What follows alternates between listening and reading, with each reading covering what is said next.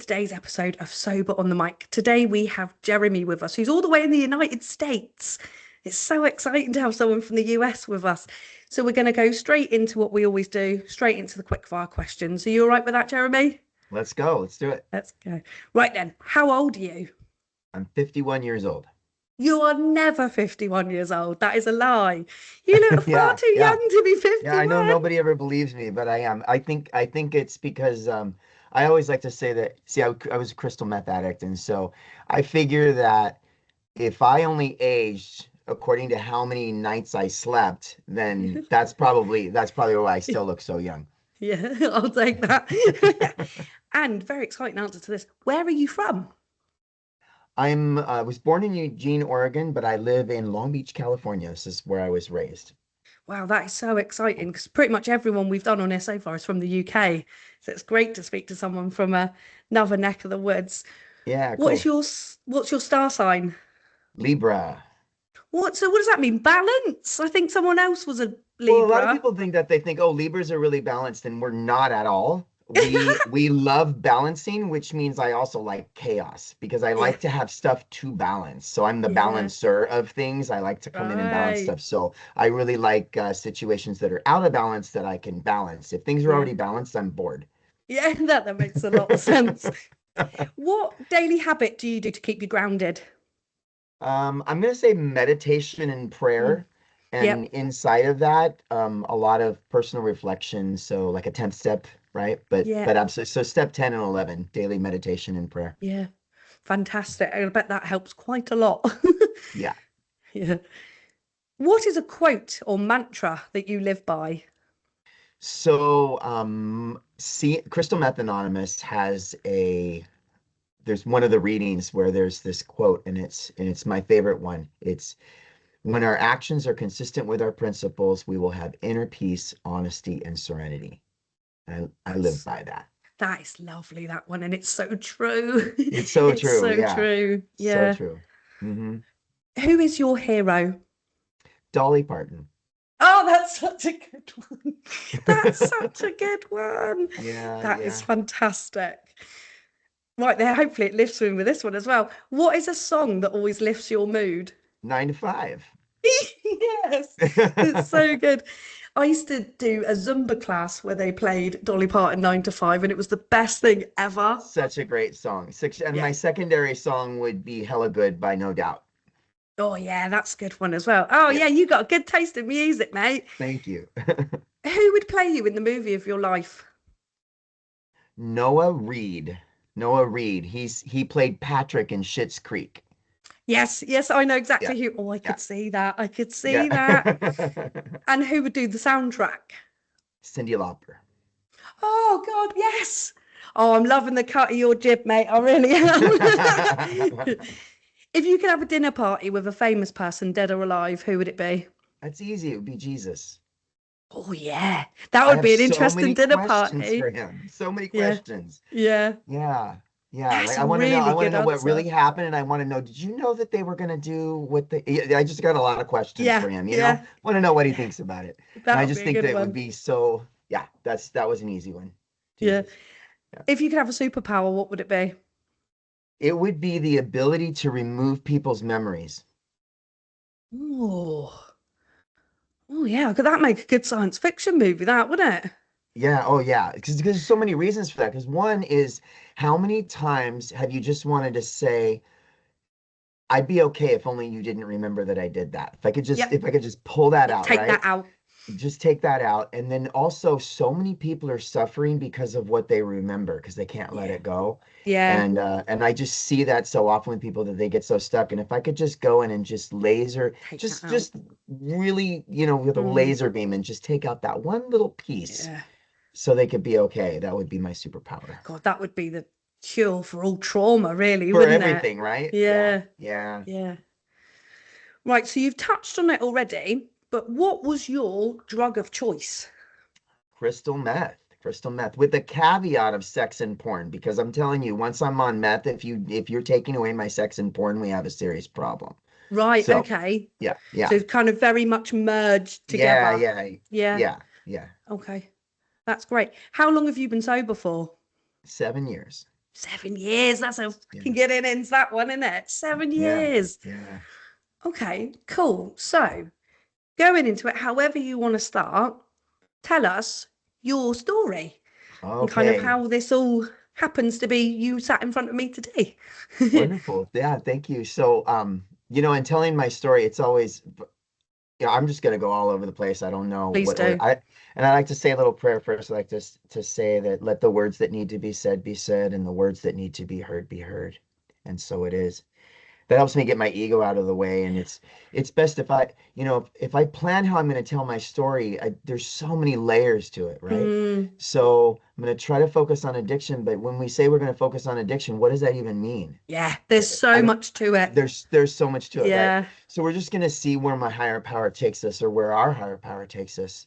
So I'm going to start with so I was born in Eugene, Oregon in 1974. So it was very much it was the hippies, right? So my parents Yep. were hippies, Yep. and so there were drugs around and alcohol, but it was I had a nice childhood as far as what I can remember. It was happy, and Mm, felt like we lived in a little single wide trailer in the middle of this big open field. So um I remember a lot of love being in the house, but my parents also fought a lot too at the same yeah. time. And I remember when they would fight, I would hide in my closet, which I would later find out would be the theme of my life, in the closet, right? So Yeah. Yeah. so it was there right from the beginning. And so I like to say that my story is a story it's not a story of a spiritual awakening. It's a story of a spiritual coming out of the closet. Yeah. Because I was in the closet about multiple things in my life. I was in the closet about my sexuality. I was in the closet about my addiction. And I was Mm, also in the closet about my spirituality. yeah. So so addiction was something that came into the picture because it helped me feel comfortable with the fact that I didn't feel comfortable being who Yeah. I was, Yeah. right? I totally resonate with that. Yeah. Um, so my parents got divorced when I was 4, and I'll tell you something that happened just before my parents got divorced that I think is a significant snapshot of how my brain works. So I remember being in the bathtub, and I loved being in the bathtub. I loved playing in the water. And we had this rule that I was supposed to get out of the bathtub before I turned into a raisin. Right. Yep. So, right, you know what I mean? So, Yep. and I had turned into a raisin, and I was shivering cold, but I loved the water. So I didn't care if it was cold, but I knew I turned into a raisin. My little fingers had turned into raisins, and I had to get out of the bathtub. So I got out, and I put my towel on, and I opened the door. And because it's a single wide trailer, the front door is right there next to the door of the bathroom. And I opened the door just to see my mom walking out the front door with a bag in her hand, and she turned around and looked at me, I thought with disgust because I had been in the bathtub for too long. Yeah. And she left, and she didn't come back. Yeah. So I Wow. thought I had ruined my whole family because I was in the In bathtub the for too bath for long. too long. Oh. Yeah. Yeah. And then my dad, very short after that, whether it was a day or two, I'm not exactly sure how long, but he left also and took me to my grandmother's house. And so I didn't see him again for a long time. And I thought, well, that makes sense Yeah. because I made mom leave, so he Yeah. probably hates me too. And Oh, so, what a burden for a little boy to carry. yeah. And I carried that for 40 Yeah. years, right? Yeah. Because as a kid, I didn't want to tell anybody that it had happened, because then Yeah. you would know and you'd be mad at me too. Yeah. Yeah. Yeah. So that was the beginning of the perfect breeding ground for addiction. Hmm. And I would later find out, when I worked my fourth step, I would later find out that what really happened was my mom and my dad loved each other. And what they were fighting over was because my dad had a drug problem. Right. And Yeah. so, right, my mom would get rid of the drugs, and then he would be tearing the house apart to try to find the drugs. So Mm, I would hear arguing, and I would see the furniture tipped over, and I thought there was violence. yeah. And I thought my dad was a violent man, but it turned out he was just a normal drug Yeah. addict. Yeah. Right? That's all that was. Yeah. And so for my whole life, I had two things that I carried. I had that I was, if you found out who I am, you'll leave me too. So I Yeah. carried that. And I also carried that I have the right to be a violent person and throw furniture and stuff like Yeah. that because Yeah. it's just in the genes, It's right? what you saw. Yeah, and so when I did my step work and I talked to my mom and I found out that that's not what happened, I found out that I had been making up those two stories from Yeah. my whole life and living based on those two stories which weren't even Yeah. true, right? So that's the beginning. So the beginning of my life is already set up and created out of a lie, and all the whole trajectory of my life is based on Mm. that idea. But I now know that God had a reason because my mom and my dad only needed to be together for a few minutes. And the reason is because my grandmother was the perfect person for me to be with Right. at that age. That was Yeah. exactly where I needed to be, right? Yeah. There was no better place for me to spend those few years. And my grandmother and I were very close. And because of my relationship with her, I was introduced to spirituality very early on. She used to say things like she would put me in a bubble when I wasn't around her, and we Yeah. had this psychic connection. I could be out playing, and back then we were allowed to just go wander around the neighborhood Yep. all day long by ourselves, right? So I would be out playing and by myself, and I would just know when it was time to come home for lunch, and she'd be standing on the porch, when I'd come home. We just had that connection. And then after a little while, after a couple of years, my mom came back into the picture, and she was getting remarried, and she came back in the picture, and to me it was just this woman that I barely remembered, but I remembered that I had made her leave. I remembered that, and I thought, okay, so now she's taking me back, taking me away from my grandmother, and I thought I'm gonna do my best to not make her leave again, right? So that was another really traumatic period of time because being taken from grandma at that point, I just everything just felt like it was falling apart. Yeah. And because during this time, the only other kids in my life was my cousin, and so everybody else was adults, so I didn't know how to be around kids. Yeah. So now I'm being put into this place called school with these Mm. little beasts that I don't understand. Yeah. And I'm like, so I'm just standing on the edge all the time. I'm not engaging. I don't play with the other kids. I don't understand. But here's the thing about it though, is that it kind of was okay to me because I had this connection to spirit already when I was a Yeah. little kid. I never felt alone. Even when I, Mm. I remember when I used to hide in my closet, that it felt like something was there with me, Okay. right? And I felt safe. So there was always this sense of an other with me that I would later learn to call on as my higher power in Yeah. recovery, right? That's So I interesting never that you feel like it's always been there. I think that's always been there. lovely. I never felt alone. And so actually what I needed was to learn how to feel alone because the problem was I didn't feel alone. And I also felt like I knew what you were thinking. I always felt like I could tell what people were thinking, which could be very overwhelming. I would see things and I would know things. So, I've always had like, and my grandma was the same way. We just had these psychic abilities. And Mm. and so I felt things and I knew things. And I think a lot of people have that because they become, especially if they come from a broken home, you become hyper vigilant to other Yeah. people's emotions, right? Very, very empathetic. Very Mm. empathetic, right? So empathy is also one of my things that I have to work the steps around, Yeah. right? Um, so drugs come into the picture when I'm a teenager. Mm. And the first drug that came into the picture was actually cigarettes, so Right. nicotine. Yeah. But it wasn't the nicotine, it was just the smoking because I would walk by these kids every day on the way to school and they're smoking on the bridge and they scared me. I felt really intimidated by them, but I also thought they were really hot. Like I just was like, I want to Yeah. I Yeah. was obsessed with them, right? But Yeah. I was a good kid but I was obsessed with these bad kids. And then it was shortly after my grandmother died. So she had cancer, and after she died, I was just kind of lost. I remember when she Yeah. died, my mom sitting down on the couch with me on the day that I got the phone call that grandma died, and my mom looked at me and said, I don't know what to tell you. So like, Mm, here's my caregiver. And she's just like, I don't know what to I don't tell know what to you. say. I Yeah. don't know what to say. Yeah. And I was like, no, that's fine. Because Mm, to be honest, I never felt like my mom raised me. My mom was yeah. it was more like I was raising her. Yeah. Right. So, um, so I was kind of lost for a little while.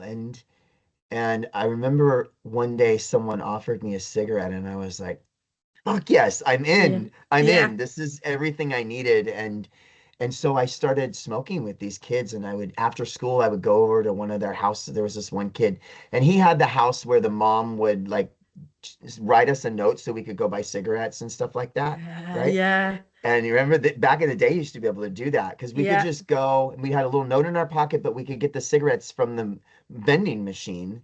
And the note was just in case somebody questioned us, and we're like, we're getting cigarettes for our mom. I've It's got a okay. note. Yeah. Yeah, I've got it. No, we're Yeah. good. Yeah. Right? It's good. Hall pass, right? So, and I used to go over there and I would smoke and it was just I just felt like everything was okay. And Hmm. then I started ditching school and very, very quickly, the only reason I went to school anymore was so that I could ditch school, Yeah. Yeah. right? That was the only reason that I went. And I started taking vodka in my orange juice in the morning, and I took it to we had choir class in the morning, and so I took it so we could warm up our throats, right? Yeah. So As you do. loosen up a little bit. But Yeah. usually within a couple of hours, we were ditching school and we were over at Jack in the Box, with which I don't know if you know what that is, but it's just a fast food restaurant here, Right. right? And we're over there, smoking marijuana and smoking our cigarettes and then we find, some of the kids had, parents that would let us come over and do stuff like I said earlier. So those were the people I'm hanging out with, and Hmm. that was my tribe. And then I found drama. So there was the drama kids Yeah. and theater, which to me really saved my life because it gave me the ability to be someone else for a little while. Yeah. Yeah. So so drugs and alcohol they were a problem for me right from the beginning. I didn't do any of it normally. It always was right from the beginning. It was an obsession and a way to escape. So I was never just drinking or using drugs just to get a little buzz. That's not something that I To do. get obliterated. No, yeah, Yeah. all the way, Yeah. right? I want to completely erase everything about who I am or allow myself to be who I am, but I have to erase all the fears that I have Yep. about being who I am, right? Um, So when I graduated high school, that's when things really went off the rails, right? Or maybe on the rails, I should say. Yeah. Yeah. Yeah, yeah. And because I was the first person in my group of friends to have their own place. Right. So, it was on. It was Yeah. Yeah. on. Yeah. But this is when my addiction to, at that point in time, my addiction to sex and pornography started, because I moved out of my parents' house so I could be openly gay. Yeah. Right? So, and I absolutely was as Hmm. openly gay as possible. Yeah. And and so in the back of the porn magazines, they would have these phone numbers that you could call, right? And I called them and I loved calling those Yeah. phone numbers. And so I would run up these huge phone bills like $700. And back then that would have been like $1,000 Yeah. today. So Yeah. it's insane amount of money. And I couldn't afford it. And so I would have to I the only thing I could think to do was prostitution. So Yeah. I would have to sell myself in order to pay for my phone bill. Yeah. Right. So right away. So and then crystal meth came into the picture around this period of time too. So things just really got really crazy and I start getting arrested for things and it just turns into a total nightmare. And here's the weird part. So during like not what do I mean? Here's the weird part. So that's the thing. And and in these circles, in recovery circles, the stuff that we think is weird, like the average person would think, why would you ever even talk about something like that? Why would you Yeah. tell anybody Yeah. about this? And here I am, telling people all the way across the ocean about Yeah. about this stuff. And I'm proud of it, right? Yeah. But this is where my career as a ballroom dance instructor starts. So this was like Okay. just a totally weird direction, right? So I was having a party at my house, and one of my friends could not dance at all. He could not dance, and he was feeling really uncomfortable. And so I pulled him into my bedroom and I was just showing him, how to loosen up a little bit. Yeah. And someone at the party, um, who was also a ballroom dance instructor, just he heard me teaching him and he pulled me aside afterwards and he said, "You are such a natural teacher. You've got to come and check out our dance instructor training program at Oh, Arthur that's Murray's." incredible. Yeah, so I said, no way. I said, I'm going to be a psychologist. That's my path. So I'm going to be a psychologist and I'm going to help people. I'm not a dance instructor. You're crazy. And he said, well, just come check it out. So I went and checked it out. And then 2 weeks later, I dropped out of college and started my career as a ballroom dance instructor Wow. on meth. Yes. Yes. Yeah. Let's not forget On that. meth. Yeah. Yeah. But this is when meth was working really well for me. So I was like, I had just started doing meth. And I remember the first time that I did meth, and that first night that I did meth, all of a sudden my clothes fit right, which they never Right. had before, right? Because I had always had problems with my like insecurities with my body and Yeah. my weight. And so immediately my clothes fit right. I felt like a rock star. I just remember Mm. I was an author all of a sudden. I just was writing, just Yeah. writing, writing, writing, writing. I don't know what was going on. And I could have done absolutely anything.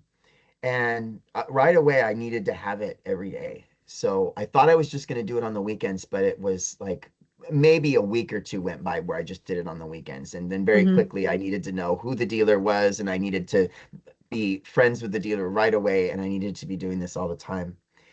And I remember the first time that I did crystal meth it was at a pool party. And I did a line of crystal meth, and then for the first time in my life, I took my shirt off in front of people, and I just Right. felt like a fucking porn star. Yeah.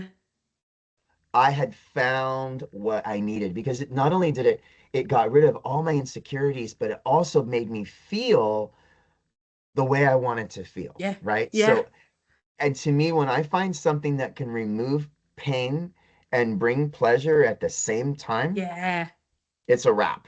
Yeah. That's the It's a wrap. golden ticket, isn't it? That's it. That's it. Yeah. Yeah. And alcohol did that for me. But the problem with alcohol is that it made me, I wasn't really able to do the things that I wanted to do because I Yeah. wanted to be up. I wanted to be active. I wanted to be having a great Yeah. time. And alcohol made me sloppy, right? Mm. But crystal meth gave me all of that plus intense focus. Yeah. So I had found my solution to all of my problems. And off I went. Off I went. And my parents at that time had moved from California. They moved back up to Oregon. And so I'm here in California by myself. I'm a fucking rock star. Yeah. I've got my new career. I've got my new drugs and it's just off to the races. So And so like consequences wise, yeah, they're nowhere to be seen at the moment. Your life not is, yet. Well, yeah, the best you've I ever felt. Everything's working out yeah, but I great. think the average person would see lots of consequences, but I don't see them. Yeah. Yeah. Right? Like I'm in alleys and dark places getting my drugs and doing things with people I shouldn't be doing things with, but Yeah. I'm fine with that. Yeah. Yeah. I'm totally fine with that. Totally fine with that.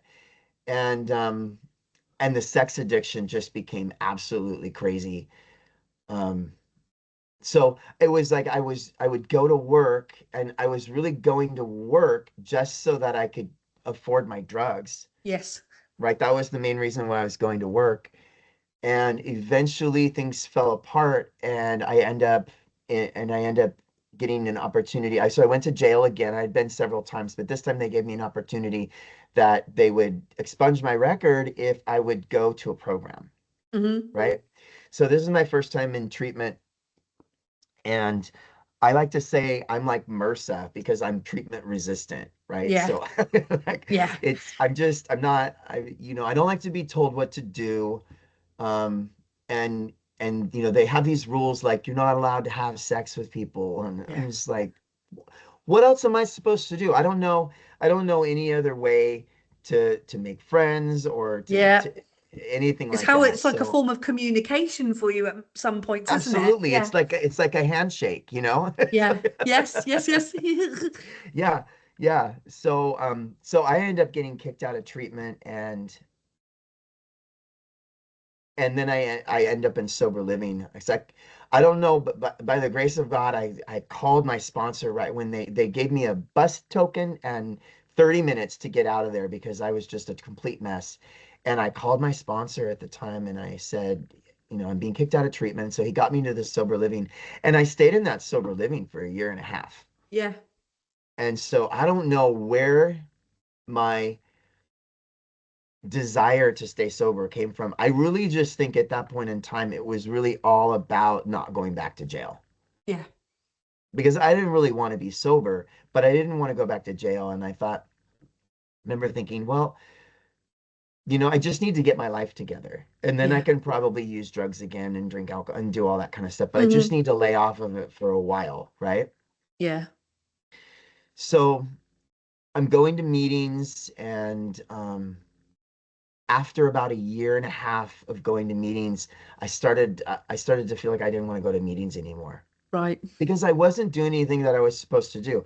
I had worked something called an 11-step program, and that's not the program, right? Yes, So yes, what yes. I mean by that is I only did it for myself. I just did it because I wanted to get people off my back, but I Yeah. never did any service work. I never gave back. I didn't care about being a sponsor Mm. or anything like that. So I did an 11-step program, which I thought was enough. And I spent 2 years to become an ordained minister. So I thought I found God. I Mm. had always had a relationship with God, but I had found a path now that I thought could keep me focused because it Yes. wasn't going to be AA because I wasn't going to stick with that. But I needed a community of people that, and here's what I now kind of see it as. I needed a community of people that thought they were better than other people so I could be a part of that. Yes, yes, yes. Because that's really how I felt, right? It was like, oh, this will make me better than all these other people and give me some sort of a platform so that I can Yeah. be like this fucking guru or something like that. And so that's the path that I took and got into a relationship and then really got serious about my career and I started to compete professionally. So everything was going really well. It was exactly everything I wanted. So I'm an ordained minister. I've got this relationship. I'm competing professionally. My career is going really well. And then my partner cheated on me Oh, and broke my heart. yeah. And I was no longer working a program in recovery anymore. So I didn't have a solution for that. I didn't know how to forgive. I didn't know Yeah. how to communicate. I didn't know how to do, and I didn't have the community that I needed because I had this community of people, they were other ministers, and I didn't want them to know what was really going on in my life, Yeah. right? So so my solution was I'm going to move to Albuquerque, New Mexico. That was my solution Yeah. because that'll fix it. And if I had been in a 12-step program, they would have told me that was a geographic. They would have explained that to me, but Yes, yes. but I didn't. I was like, no, this is my solution. And so I just packed up my stuff and left. I didn't even explain anything to my partner. He started noticing the boxes were being packed. I didn't even tell him what was going on. And then he said, what are we doing? Are we moving? And I said, well, we're not, but But I I am. am. Yeah. But I am, yeah. And um, so I moved to Albuquerque, New Mexico, and I remember when I was driving there, I remember what I thought was the voice of God, and I now know it was the voice of my addiction. And that's the tricky part, is because Whose voice is if it? you don't, yes, if you, Yeah. that's why I said that I do prayer, meditation, and reflection. The three, the inventory has to be in there because if I don't do the inventory, I will start to think that I'm hearing the voice of God when Yeah. it's really the voice of my ego and my addiction, Yeah. right? So I hadn't learned to do that yet. So I thought I was hearing the voice of God, and God said to me, nobody in Albuquerque, New Mexico knows that you're an addict. So you're good. Yeah. You're good. You just get to start all over fresh. Yeah. And I thought that was a really good idea. So my first night when I got to Albuquerque, New Mexico, I went to the local gay bar, Yeah. but I didn't drink because I still knew that if I start drinking, then I might be an alcoholic, right? So I thought it's probably not a good idea if I drink. I just got to take it nice and easy. So I told people that I didn't drink, and I was able to go to the bar every night for 2 more years without drinking. I went every single night without Wow. drinking because it was the only way that I knew to make friends and meet people, right? Now, if Yeah. I had still been in a 12-step program, I would have gone to a meeting my first night and I Yes. would have met people there, right? But you can either meet people here or you meet people in the bar, right? It's like one or Mm. the other. Or I'm a crystal meth addict, so I'm either in people's garages and alleys or I'm in Yes. 12-step meetings, right? That's Yes. that's my thing. So I'm going to the bar every night for 2 years. And let me tell you, an alcoholic and an addict proving they're not an alcoholic addict is a very powerful thing, Yeah. right? So I've proven at this point that I'm not an alcoholic or an addict Hmm. because if you're an alcoholic or an addict, you can't go to a bar every night for 2 years and not Yeah. drink and use. Yeah. No way, right? Yeah. So it's Sunday fun day. We're hanging out at my friend's house. They're all drinking. And I'm getting really tired of feeling so left out because I'm the only one that's not drinking, which they Yeah. love because they have a designated driver. So Driver. Yeah. they fully support me not drinking. They Yeah. love it. They think it's Yeah. great. But on this day, I said to my friends, I think I want to try an experiment. I think I want to see if I can have a glass of wine. And they thought it was a great idea. They said, "We got you. We'll support you. We'll Yeah. watch you." And especially when I explained the reason I want to have a glass of wine, because they were like, "You sure you don't want a shot?" And I said, "No, because I don't like wine. So I think I should drink wine." Okay. So a normal person would say, "Why would you want to drink something you don't like?" Yeah. It's like, I don't like beets. I don't go around telling people I think I should try an experiment. Why don't I try eating beets? I don't Yeah. like them, so I'm not Yeah. interested. So anyway, so I had a glass of wine, and the worst thing that could have happened to an alcoholic happened. Absolutely nothing. Yeah. Absolutely nothing. I got a little buzz. I felt good. And I remember the next day, I woke up in my own bed, in my own clothes. I remembered what had happened the night Yeah. before. Nobody had been hurt and I didn't get arrested. So that was my checklist of 5 things. Yeah. Now, an average person would say that's a very strange checklist, Yeah. right? The average person isn't Yeah. thinking those things. No. But for me, that's my pass. It's like if all of Yeah. that means everything went okay. So it was only a matter of a couple of weeks before I was drinking every night. Yeah.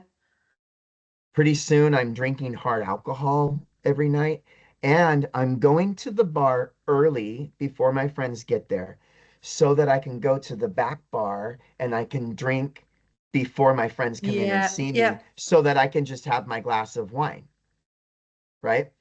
And then I'm the one that gets everybody's round. So if you guys want something to drink, I'm going to go get our drinks so that I can do a couple shots at the bar while Yeah. nobody's Yeah. looking and come back with my glass of wine. Yeah. And I had started drinking beer at that point too because I didn't like beer. So they're seeing me drink the things I don't like. Yeah. Yeah. And I'm doing shots over at the bar. And then somebody suggested that because I was starting to get a lot of anxiety, probably because I'm an alcoholic that's relapsed. Hmm. That's probably why. But somebody suggested that I get a prescription for Xanax. So I go to the doctor, I get a prescription for Xanax. So I don't tell them that I'm drinking again. Yeah. And now I'm addicted to Xanax. I'm immediately addicted to Yeah. Xanax. And that was horrible. Um, I also started doing crystal meth again. And that was really only probably about a month or so after my glass of wine. That's So, fascinating, isn't it? So yeah, quickly. in case I thought I wasn't an alcoholic, that's not a normal reaction to a glass of wine.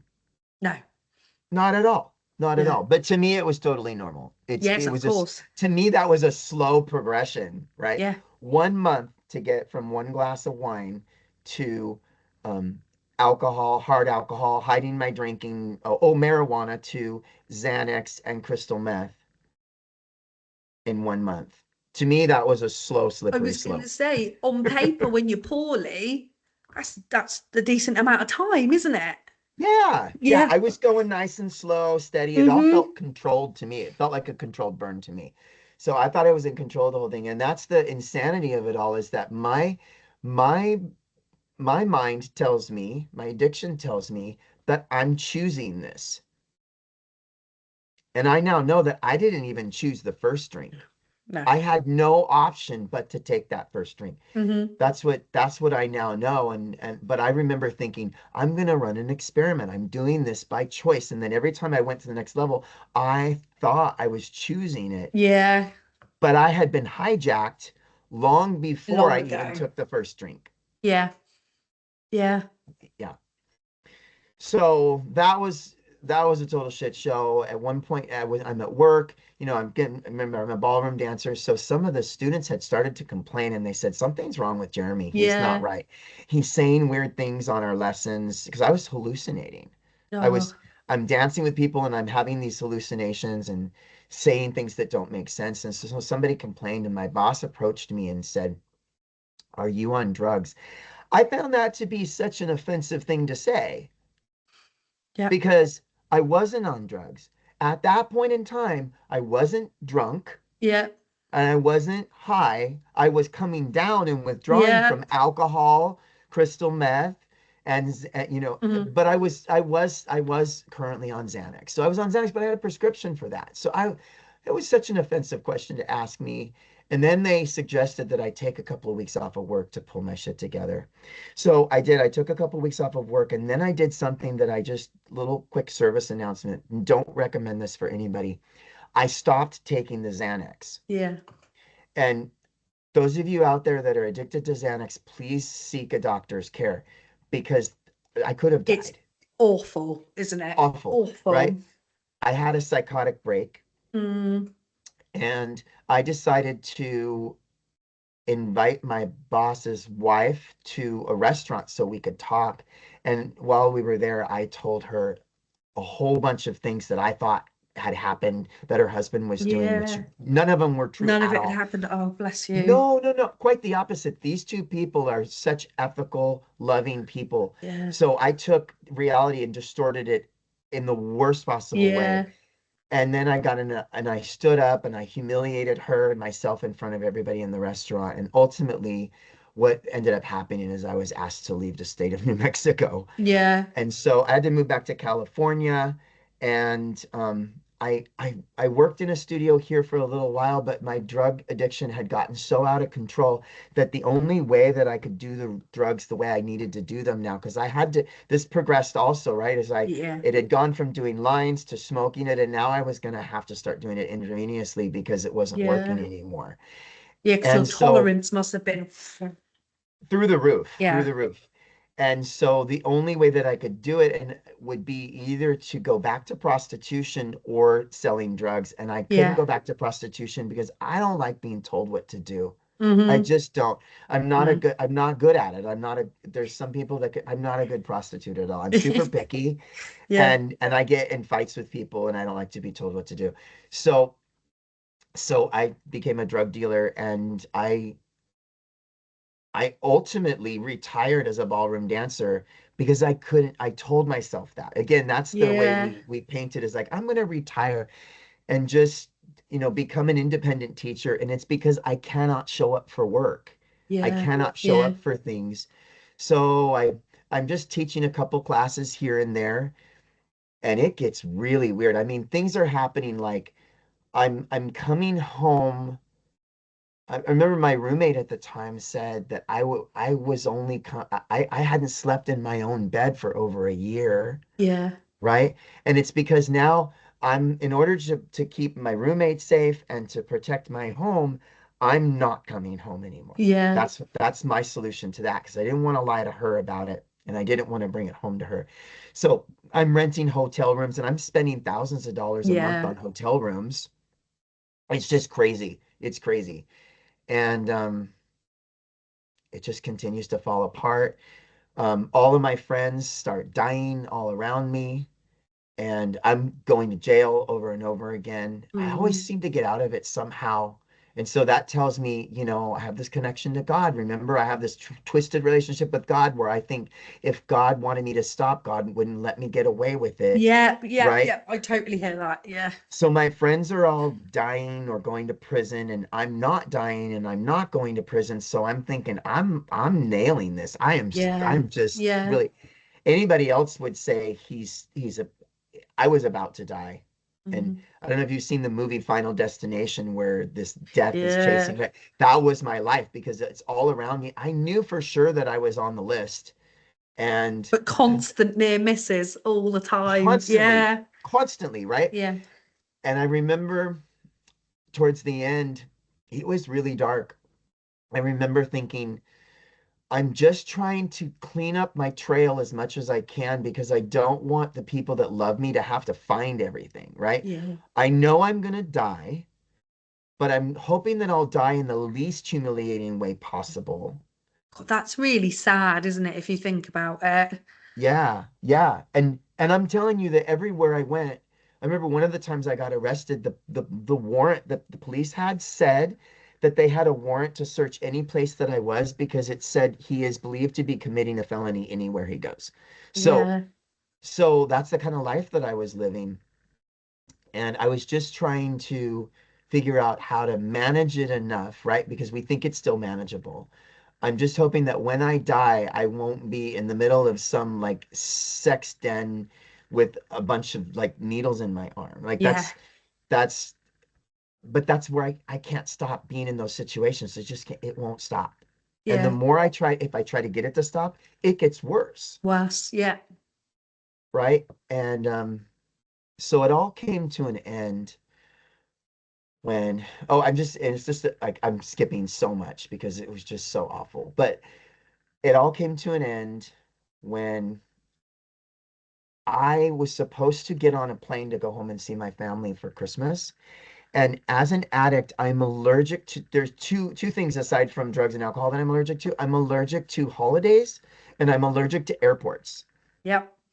I can't do either one. I can't do either one. So it's December 22nd, and I'm supposed to, on December 23rd, I'm supposed to get on a flight to go and see my family.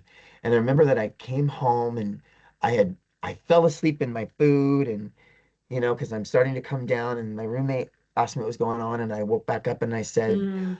I said, oh my God, I left my wallet at my friend's house, which I don't know if that was true or not. I have no Yeah. idea, but it was just a reason to get out and go back out again. Yeah. So I went back out and I'm not really clear on everything that happened, but I ended up sitting in my car at a golf course late at night.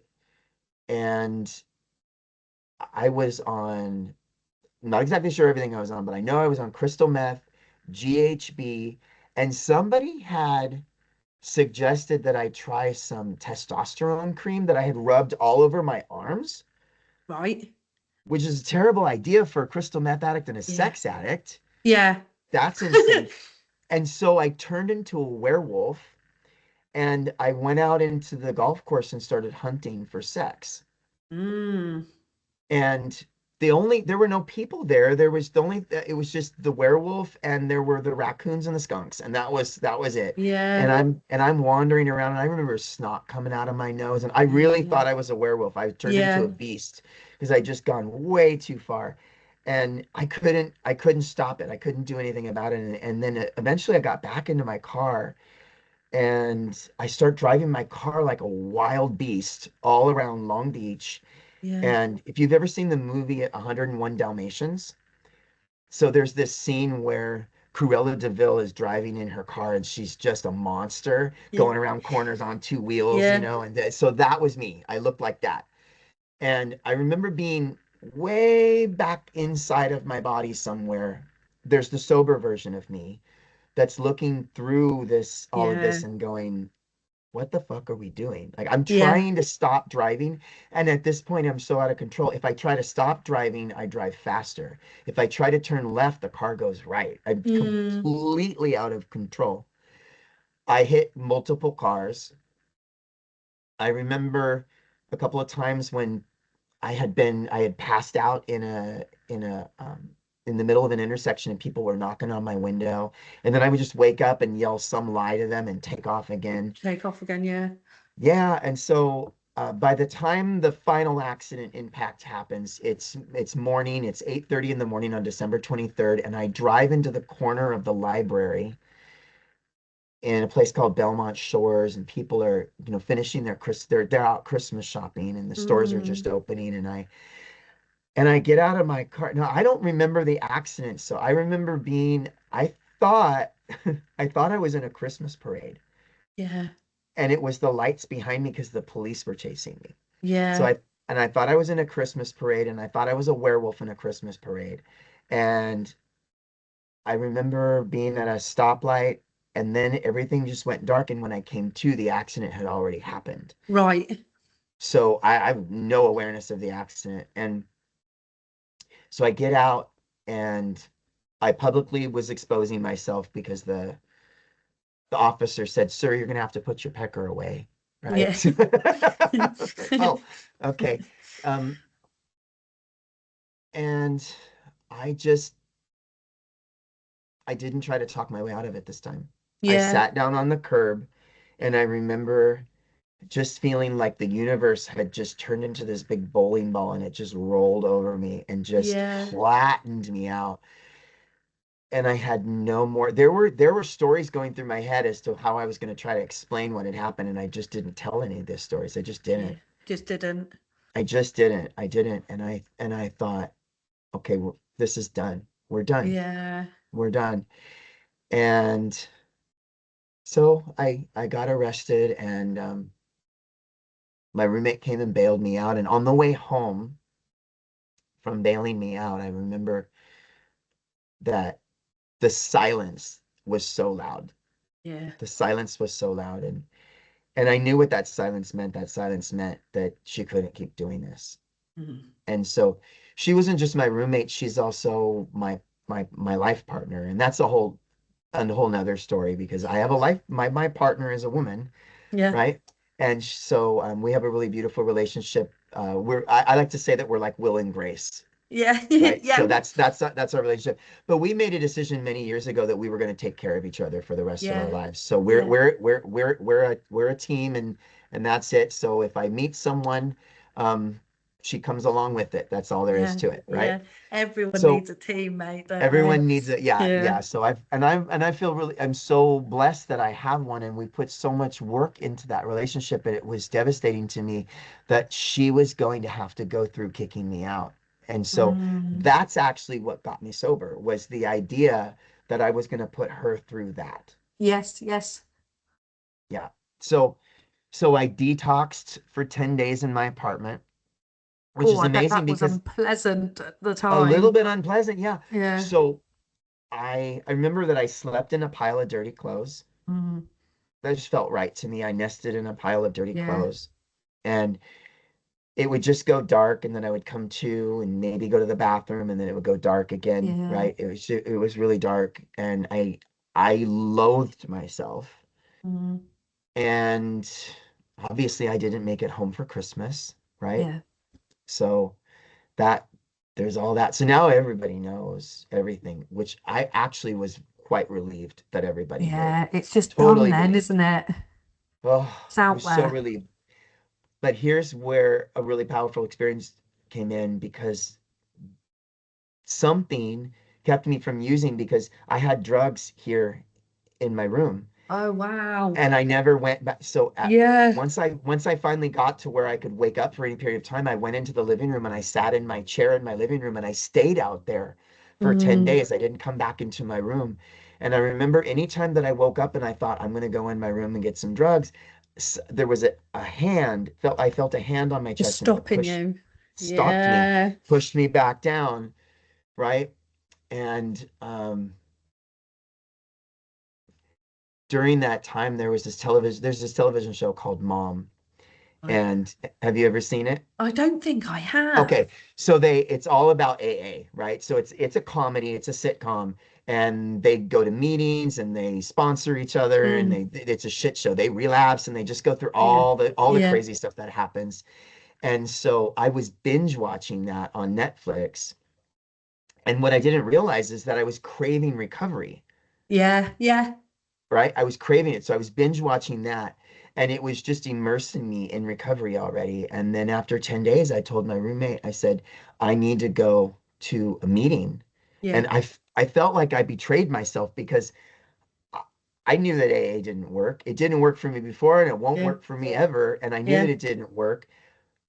So, but my mouth just opened and Was out those doing it. words came. Yeah. Yeah. So I knew that I was possessed by the Holy Spirit. That's what was Yeah. keeping me safe. And that's what spoke. And it said, I need to go to a meeting right now. So she helped me find a meeting, and I went to the meeting, and I got to that meeting. And I remember when I walked in, there were two people that I used to sell drugs to sitting there. And they said, come on in, we got a seat for you. Yeah. And they sat me down between the two of them. If they weren't there, I don't think I would have stayed. Mm. And at the end of the meeting, my hand raised itself and my voice spoke itself again, and I asked for a commitment and I asked for a sponsor because Yeah.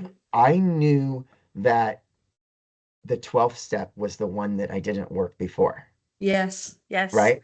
So this time, right from my first meeting, I was 100% in, and I've done everything that's been suggested. I started going to meetings. I went to 3 to 5 meetings a day, Yeah. and I just became obsessed with recovery. And I remember people saying that I was a big book thumper and I was taking it too seriously. Who the fuck cares? Yeah. You know, But you and I remember what I needed said is to. I needed to. I said, you don't Yeah. understand how I did my drugs, right? Yeah. I have to do my recovery stronger than I did my drugs Yes. Yeah. because I need something that can fight the cravings, Mm-hmm. right? So, and it's been the best time of my life. Yeah. My life is consistently getting better. And my to me, sponsoring people has given me a sense of worthiness and purpose Yeah. that I never ever thought I would have. And the fact that sharing my deepest, darkest secrets, that little kid that was hiding in the closet that stayed Yeah. in the bathtub for too long now gets to be who he really is. The Yeah. one that was afraid of people in school because he was Mm-hmm. gay, the one that thought nobody would love him because he does drugs. I've been able to come out of the closet about all that stuff now. Yeah. And now the final frontier for me has been my spirituality, because I also knew that I can't stay sober if I'm not telling the truth about Yes. myself. So Yes. I have to tell people that I have psychic experiences, Mm-hmm. that, I'm a mystic. And Yeah. that's just who I am. And I have to be honest about it. And so Giving people now the whole package of who the you whole are. package, right? This Yeah. is the whole thing. And we say that in our prayers and 12-step meetings, right? We say things like, God, I offer myself to thee to build with me and do with me as thou wilt, or my creator, I'm now willing that you should have all of me, good Yeah. and bad, right? So I'm Yeah. bringing my whole self and just saying, here I am. And so, now part of that journey is doing podcasts, and I'm a spiritual empowerment coach Yeah. as and I also work in treatment. And it's just like, just this is what's working for me, and I'm just putting it out there for Yes. everybody, and just saying, if you're interested in hearing more about it, come and talk to Yeah. me.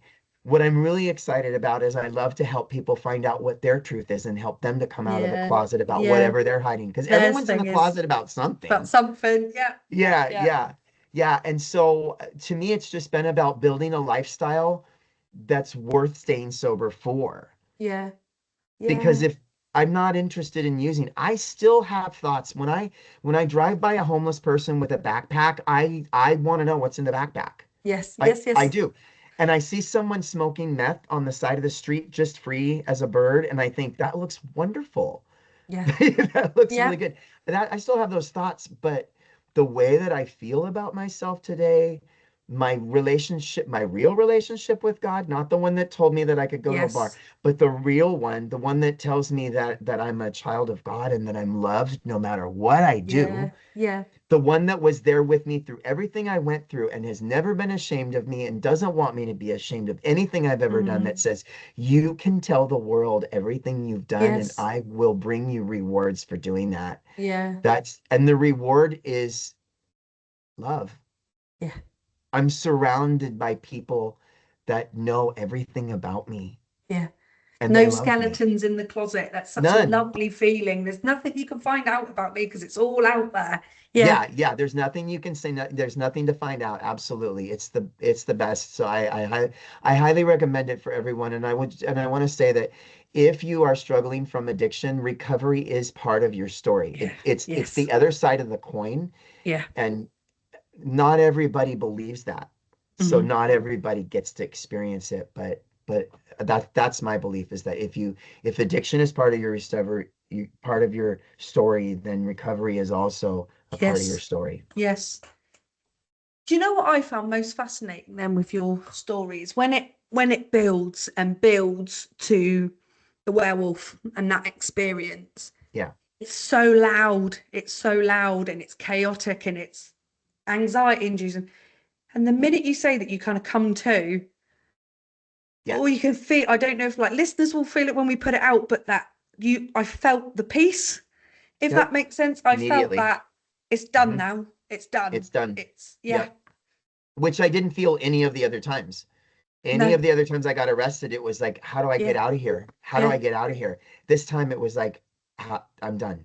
yeah, It was yeah, immediate peace, immediate surrender.